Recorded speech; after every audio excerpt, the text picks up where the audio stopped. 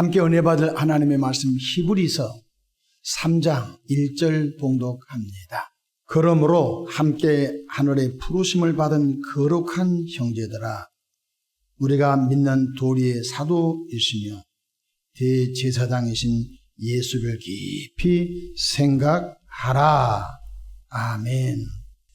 할렐루야. 오늘도 참으로 좋은 날입니다. 우리 모두 주님과 동행하는 은혜로운 하루 되시기를 축원합니다. 저를 따라하겠습니다. 오늘도 나와 우리 가정 우리에게 기적이 일어납니다. 오늘도 나와 우리 가정 우리에게 기적이 일어납니다. 아멘.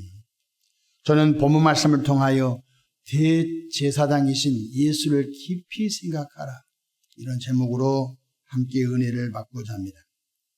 히브리서 저자는 오늘날 믿는 성도들에게 히브리 3장 1절을 통하여 대제사장이신 예수를 깊이 생각하라고 권면합니다.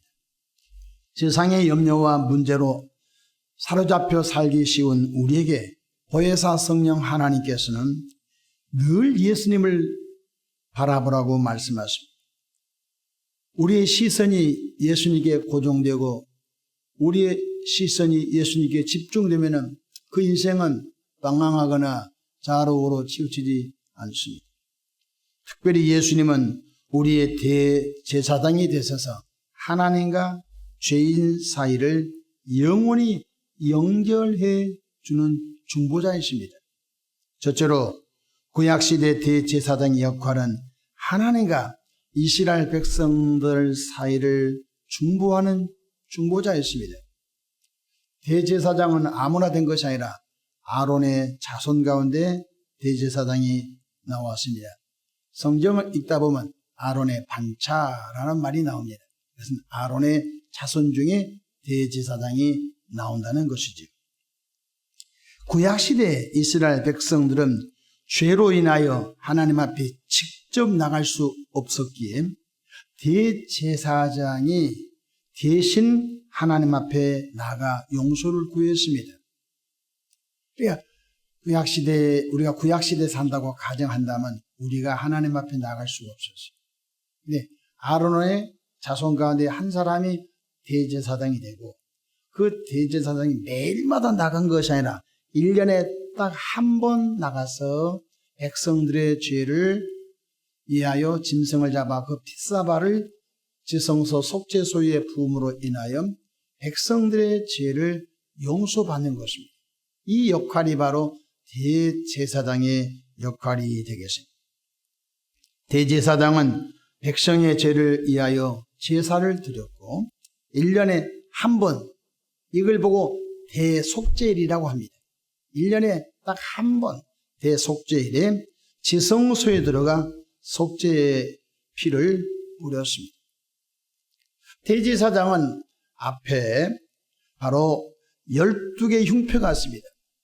하나, 둘, 셋, 하나, 둘, 셋. 그래서 4칸, 4, 3, 12, 12개 흉패가 있는데 그 12개 흉패는 12 이스라엘 지파를 상징합니다. 그래서 대제사장이 제사장의 옷을 딱 입으면 12개 흉패를 붙인 그 옷을 입고 들어갑니다.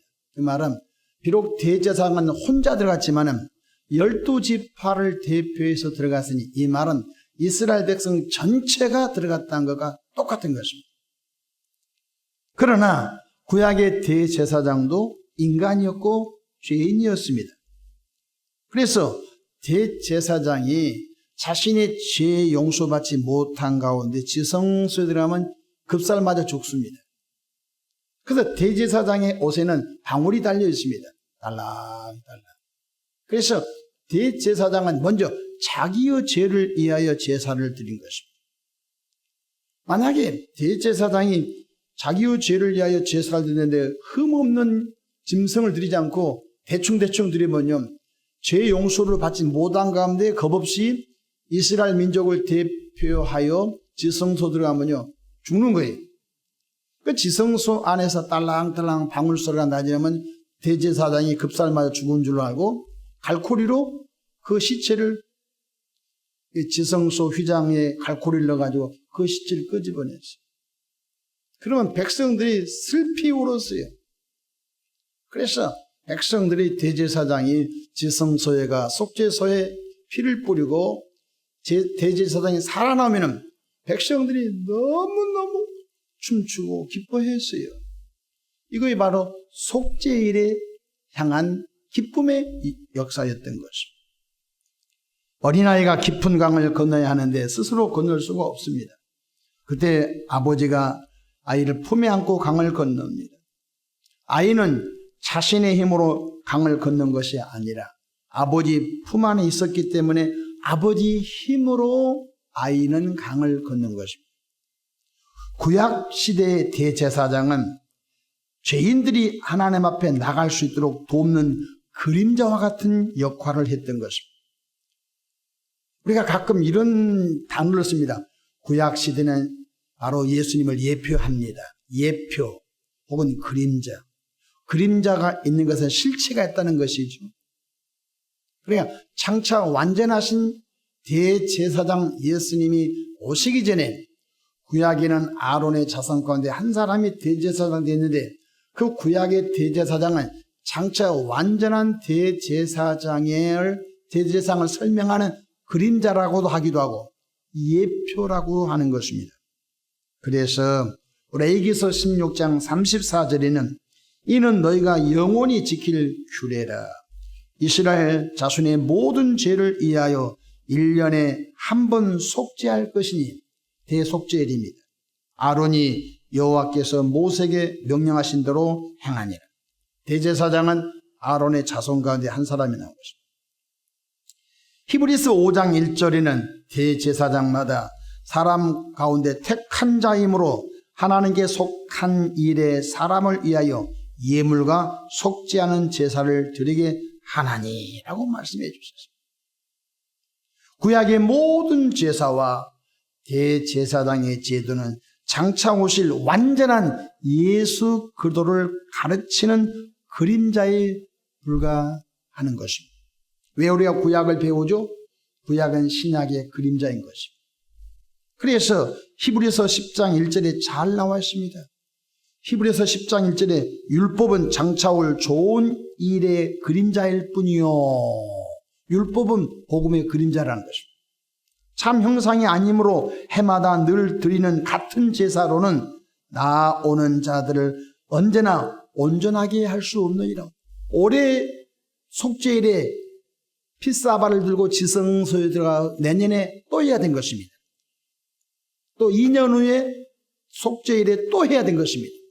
1년에 한 번씩은 반드시 속죄일에 대제사장이 자기의 죄를 용서받고 두 번째 이스라엘 백성들의 죄를 위하여 지성소에 핏사발 들고 속죄소에 피를 뿌림으로 하나님이 됐다 하면 이스라엘 백성 전체를 용서해 주시는 것입니다. 이것이 구약시대 대제사장이 일했던 사역이었던 것입니다. 둘째로 예수님은 구약의 모든 대제사장과 비교할 수 없는 완전한 대제사장이셨습니다. 아멘. 구약의 대제사장은 완전한 대제사장 예수 그리스도를 설명하는 그림자, 예표에 불과하는 것입니다. 예수님은 대제사장 아론의 후손이 아닙니다. 예수님은 성육신하신 성자 하나님이시기에 죄 없으신 완전한 하나님의 아들이셨습니다. 그래서 예수님은 죄가 없기 때문에 자기를 위하여 제사 드릴 필요가 없었던 것입니다. 또한 예수님은 지성소에 가서 급살 맞아 죽을 필요가 없었던 것입니다. 왜? 그분은 완전한 분이기 때문이죠. 따라서 예수님 자신을 위하여 제사 드릴 필요가 없었으며 또한 예수님은 한 번 와서 또 십자가에 죽고 그 다음에 또 10년 후에 와서 또 십자가에 죽고 또 50년 후에 또 다시 와서 십자가에 죽을 필요가 없어요. 딱 십자가에서 한 번의 죽음으로 인하여 퍼펙트 완전 대속죄 완전 죄를 용서해 주신 것입니다. 다른 예수가 와서 또 십자가 죽을 필요가 없습니다. 구약의 대제사장은 성막의 지성소에 들어갔지만 예수님은 하늘 성소에 들어간 줄로 믿으시기 바랍니다. 구약의 대제사장은 인간이 만든 성막의 성소와 지성소 사이에 휘장을 열고 지성소에 그것도 1년에 딱 한 번 대제사장이 들어가 이스라엘 백성 전체를 대표하여 피의 제사를 드렸는데, 예수님은 이제는 인간이 만든 지성소에 들어간 것이 아니라 그분은 하늘 성소에 직접 들어가서 아버지 보좌 앞에 나가 온 인류의 죄를 단 한 번만에 완전 용서하신 줄로 믿으시길 바랍니다. 구약의 대제사장은 일시적인 중보자였지만 예수님은 영원한 중보자입니다. 구약의 대제사장은 흠이 있었으므로 자기 죄를 위하여 제사를 드릴 필요가 있었지만 신약의 온 인류의 대제사장 예수님은 자기를 위해서 제사 드릴 필요가 없었던 것입니다. 옛날 나룻배는 사람들을 강 건너편으로 실어 날랐지만 언제든 고장나거나 침몰할 수 있었습니다. 나룻배가. 그러나 견고한 다리를 놓으면 누구든지 안전하게 건널 수가 있는 것입니다. 제가 강화도 외포리에 가게 되면 외포리에서 교동에 가는 배를 타서 교동의 어느 교회를 간 적이 있습니다. 물살이 세고 굉장히 여객선을 타는데 접경 지역이기 때문에 검문검색이 매우 심했습니다. 그런데 교동대교가 딱 생기면서 외포리에, 강화 외포리에 이제 선착장 그 선사들이 속된 말로 다 망했습니다. 배를 움직일 필요가 없잖아요. 성모도도 외포리도 교동도 다 다리가 나가지고 한 3시간씩 대기하고 검문검색하고 가서 또 하역하고 또 부두에서 또 경운기가 오고 차가 와서 짐을 실은. 요즘 가게 되면 강화 교동대교 휙 1분이면 그냥 통과하는 것입니다. 무슨 뜻이죠? 바로 예수님은 하나님과 인간 사이를 연결하는 영원한 완전한 다리인 줄을 믿으시기 바랍니다. 바로 그것이 십자가인 것입니다. 히브리서 9장 11절에 제사장마다 매일 서서 섬기며 자주 같은 제사를 드리래. 이 제사는 언제나 죄를 없게 하지 못하였거니와. 구약시대는 언제나 죄를 없이 못했지요. 12절 오직 예수 그리스도는 죄를 위하여 한 영원한 제사를 드리시고 하나님 우편에 앉으셨다고 말씀해 주셨습니다.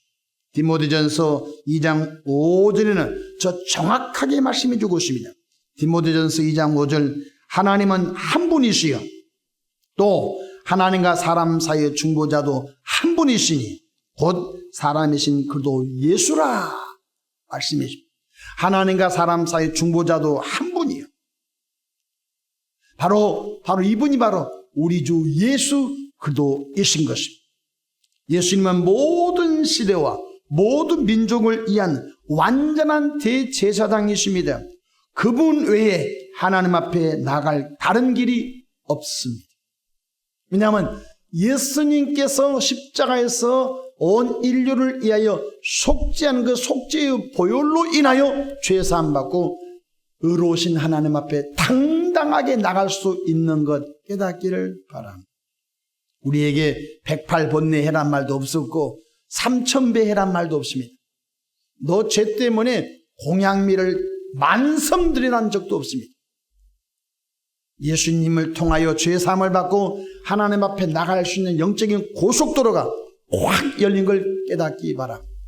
그 은혜를 깨달은 이들이 감사하여 하나님의 선한 사업을 위하여 구제연금을 드리고 그 은혜에 너무너무 감사하여 하나님의 선한 일을 위하여 선교연금을 드리고 선교연금을 드렸기 때문에 구원받은 것이 아닙니다. 구제연금을 바쳤기 때문에 구원받은 것이 아닙니다. 너무너무 죽을 수밖에 없는 우리가 구원받은 그 은혜에 감사, 그 은혜를 깨닫고 보니까 나는 죄인 중에 개수인데 깨닫고 보니까 내가 하나님을 아버지로 할 수 있고 깨닫고 보니까 영생을 선물로 받아 깨닫고 보니까 부활을 선물로 받은 그 은혜가 너무너무 감사해. 만일이 내게 있으면 그 입 다 가지고 입이 만 개라도 구주의 은혜를 어찌 찬송을 안 하겠습니까? 찬송 안 하면 저주받는다 두려워서 찬송한 게 아니라 그 은혜를 깨닫고 보니까, 그래서 대제사장이신 예수를 매일마다 깊이 생각하는 것입니다. 하늘 보좌를 버리시고 낙고천한 인간의 몸을 입고 있어서 죄 없는 그분이 우리를 위하여 대속제물이 되어 그 은혜로 인하여 구원받았으니 그 크신 하나님의 사랑 말로 다 형용 못하네. 그 은혜가 너무 깊고 크니까, 넓고 길으니까 그 은혜를 깨달은 이들이 내 입이 만 개라면 그분만 찬양하겠습니다. 내 몸뚱어리가 만 개라면 내가 그분을 위해서 내 몸을 바치겠습니다 라고 우리가 헌신하게 된 줄로 믿으시길 바랍니다. 헌신하면은 천국 간 게 아니라 그 은혜를 깨닫고 보니까 우리 몸을 그분을 위하여 드려지기를 자원하는 걸로 믿으시기를 바랍니다. 요한복음 14장 6절에 예수께서 이르시되 내가 곧 길이요 진리요 생명이니 나로 말미암지 않고는 아버지께로 올 자가 없다고 말씀해 주셨습니다. 온 인류의 대제사장이신 예수님이 완성해 놓은 복음이 무엇이지요? 예수님은 단지 대제사장이 되신 것에 그치지 않으셨습니다. 예수님 자신이 대속제물이 되셔서, 재밌죠? 논리적으로 이해가 안 됩니다. 보십시다. 예수 자신이 대제사장이에요. 그 대제사장은 제물이 필요했어요. 예수 자신이 제물이에요. 대제사장은 피를 들고 지성소에 나가서 예수님 자신이 몸이 제물이 되고 예수님을 흘리신 십자가 피를 가지고 예수 자신이 지성소에, 하늘 성소에 나가서 온 인류에 바로 그 피를 흘린 줄로 믿으시기 바랍니다. 논리적으로 안 맞잖아요. 한 분인데 예수 자신이 대제사장 되고 예수 자신이 대성 제물이 되시고 예수 자신이 흘리신 그 보혈을 가지고 예수 자신이 성부 하나님 앞에 나가 인류를 위하여 다 속죄한 줄로 믿으시길 바랍니다. 그래서 깨닫는 거예요. 이것은 성령 하나님께서 여러분의 믿음의 분량만큼 깨닫게 해줄 줄로 믿습니다. 구약의 제사는 반복되어야 했지만 예수님의 십자가는 단 한 번만으로 충분했어요. 그리스도께서 다 이뤘다고 선언하셨을 때 그 예수를 믿는 자마다 죄사함의 은총, 거듭남의 은총, 구원의 은총, 하나님의 자녀가 된 은총, 천국 백성의 은총, 부활의 은총, 영생의 은총, 천국의 은총을 선물로 누린 줄로 믿으시기 바랍니다. 이제 믿는 자는 자기 행위가 아니라 예수님의 공로로 하나님께 당당하게 나갈 길이 열린 줄로 믿으시기를 바랍니다. 우리는 더 이상 죄 아래 정죄받을 자가 아닙니다. 우리는 하나님의 영광스러운 자녀가 된 것입니다. 이제는 누구든지 하나님과 사람 사이의 중보자이신 예수님을 구원의 하나님으로 영접하면 무조건적으로 죄 사함 받고 무조건적으로 거듭나고 무조건적으로 하나님 자녀 되어 무조건적으로 천국 백성 되어 무조건적으로 부활과 영생을 누리는 은총을 거저받습니다. 제가 무조건을 단서를 걸었습니다. 로마서 10장 13절 누구든지 주의 이름을 부르는 자는 구원을 받으리라. 조건이 없는 것은 조건이 없어요. 조건이 없어요. 복음은 조건이 없어요. 잘생긴 사람은 구원받고 못생긴 사람은 구원받고 저기 어디 요즘 신흥 교주는 대천사 자리에 가려면 5억을 내야 되고 그런 날도동nem이 근데 또 5억을 내고 또 자기 아버지를 대천사 자리 가려고 또 아버지 것도 내주고 또 자기 장인양 받고 또 내주고 그래서 20억을 바친 사람도 있어요. 나는 목회하면서 우리 교인들은 20억을 바친 사람 한 명도 못 만나봤어요. 기가 막히잖아요. 그 사람이 올해는 뭐 대통령 선거 자격이 없어서 요즘 안 나오던데 무리를 걸어가니요. 별 생각, 별 말을 다 하는데 여러분 보십시오. 돈을 5억을 내서 대천사 자리에 간 것이 아니라 예수 그리스도를 구주로 영접하면 하나님의 자녀가 되어 하나님의 자녀된 우리들이 장차 하나님의 나라 가서 하나님을 배울 수 있는 줄로 믿으시길 바랍니다. 다만 이 땅에서 주를 위하여 충성한 자에게는 생명이 멸류관, 이 땅에서 약물의 본이 된 사람은 영광이 멸류관, 이 땅에서 달려가기를 잘 마친 사람은 의의 멸류관, 이 땅에서 복음 전도를 많이 한 사람은 생명의 면류관, 그것은 주님의 해와 같은 영광, 달과 같은 영광, 별의 별과 같은 영광, 주님이 계산하셔서 상 주신 이신 줄로 믿으시길 바랍니다. 요한복음 1장 12절에 영접하는 자, 곧 그 이름을 믿는 자들에게는 하나님의 자녀가 되는 권세를 주셨습니다. 그렇습니다. 온 인류의 대제사장이신 예수님 오늘 또 깊이 묵상하고 생각하기를 주 이름으로 축원합니다. 잡념이 들어오면 안 되는 것입니다. 대제사장이신 예수만 깊이 생각하십시오. 그분이 십자가에서 완성한 복음을 누리는 나와 여러분 되기를 축복합니다. 기도하겠습니다. 사랑의 하나님 아버지, 아론의 반차로운 대제사장음이 있었기에 완전한 대제사장 하나님의 아들 예수를 이 땅에 보내시고 완전한 대속제물 예수 자신이 흘리신 그 피를 들고 하늘 지성소에 나가 온 인류의 죄를 청산하신 것을 감사합니다. 이제 그 예수 믿기만 하면 십자가 구속의 은총으로 죄사함을 받아 거듭나 하나님의 자녀가 되어 성령께서 너는 하나님의 자녀라고 이마에 인을 쳐주신 것을 감사합니다. 영광스러운 하나님의 자녀의 반열에 섰사오니 성령 하나님, 이 하루도 하나님을 기쁘시게 하는 우리 모두가 되게 축복하옵소서. 예수님의 이름으로 기도하옵나이다. 아멘.